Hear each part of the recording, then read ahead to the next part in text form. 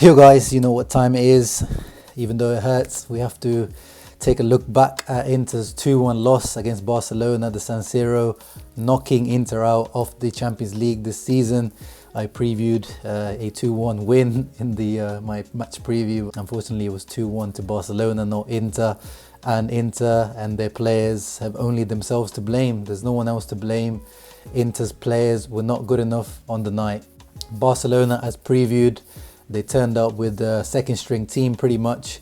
They even changed formation, which is something they rarely do. They pretty much mirrored Inter with a 3-5-2 formation and a makeshift back line that's never played together. A back line that gave us plenty of chances, a back line that got bullied by Lautaro, especially by Lautaro, and then a little bit by Lukaku as well.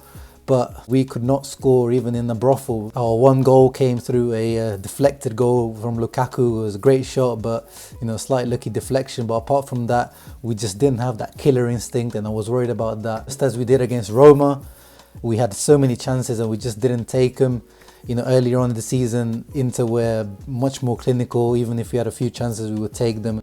But today and against Roma, it's very worrying. It's a worrying trend that's developing at the moment. Of course, Inter have only themselves to blame from the previous matches. Not maybe against Barcelona, because this is Barcelona. 2 losses against Barcelona, you can understand. But that first match against Slavia, that cost us. That made our whole Champions League journey on an uphill struggle. And of course, that loss against Dortmund in Dortmund was the big hit that should have not have happened. Of course, since then we've been struggling with injuries, which is not an excuse. As I said before the match, there's no excuses. Barcelona turned up without Messi, without Suarez. Yes, of course they brought him on in the second half, which is ridiculous. They managed to bring on De Jong and Suarez as substitutes. As we brought on Politano, Esposito and Lazzaro. The substitutes weren't really able to make an impact. Politano was probably the one that made the most impact. He always manages to create some bit of confusion when he's able to cut in with his left foot and his pace. But his decision making is always lacking. Speaking of Lukaku, he scored the goal, but at the end of the day, he's our marquee signing, he's our big player, and he should do better. He had 2 great chances in the match, which he should have put away. It's as simple as that. At least one of those should have been put away.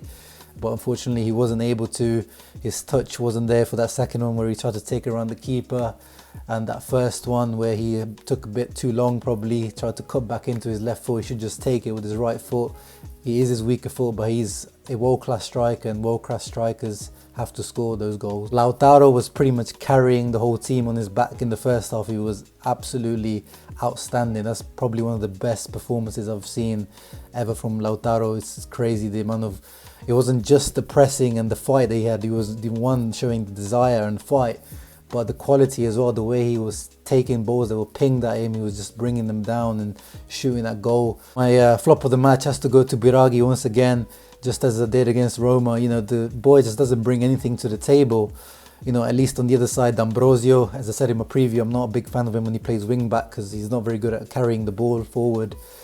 But Biraghi didn't do pretty much nothing, and every single one of his set piece hit the first man every single time. And he's supposed to have come in at Fiorentina. He was a free kick specialist for them. He was one of the set piece takers, and he has to do better. You can't hit the first man in the corners and free kicks every single time. You have to do better. The midfield, as we know, how many times we have to say this? There is no midfield at the moment. Borja Valero did his best. He didn't have a great first half. He improved in the second half. His legs go after 50 minutes. Vecino, again, up and down, had a few good runs, good touches here and there, but then some of his decision making and touches always lets him down. Brozovic, he should be the one taking his midfield by the scruff of the neck. He improved in the second half, had a poor first half, but sometimes he took too long to release the ball. But you can just tell he's not there mentally because he's so tired. He's played every single minute, every single match. It's just taken a toll on him. It just comes down to the depth that we've been talking about since the start of the season. There's the lack of depth.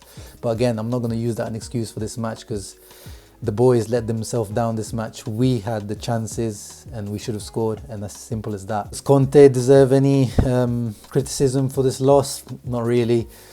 the team he put out was pretty much the best we had, apart from, you could argue about the wing backs. Yes, maybe you could have put Lazaro on instead of Biraghi, but we saw Lazaro when he came on, he seemed a little bit afraid. The San Siro crowd was starting to get on his back after a couple of mistakes when he came on.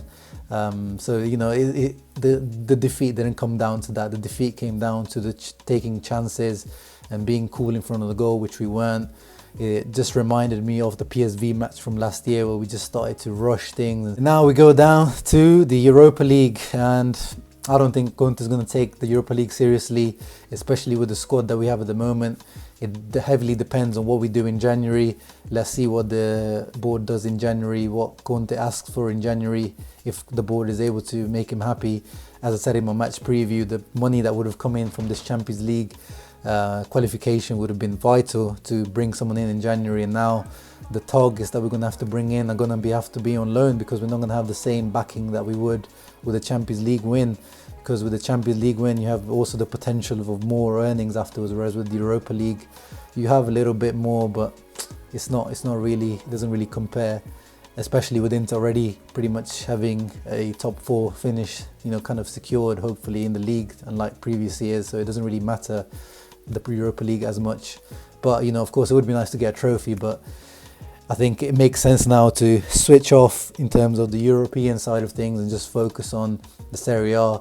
We are first. I think Antonio Conte knows that this is, the best chance we're going to have for a silverware in a long time. And that's the focus, that's the key now, making sure that we continue that race with Juventus, because this is the weakest that Juventus have been in a long time. Just a quick word on Barcelona. They weren't particularly impressive, to be honest. Griezmann was rightly subbed off for Suarez, who made an instant impact. In general, they kept the ball well. They had 58% possession compared to our 42. We had more shots on target than them. They were playing for nothing, and that kind of no pressure situation for them seemed to almost pay off for them.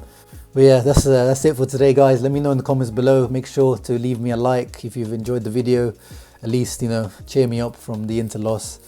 And subscribe if you haven't. Let me know who was your man of the match, who was your flop of the match.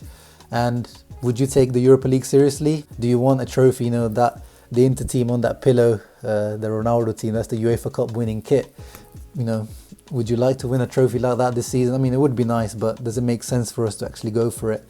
Let me know in the comments below, and I'll see you for the next match, which will be against Fiorentina. Focus on the Serie A now. Ciao.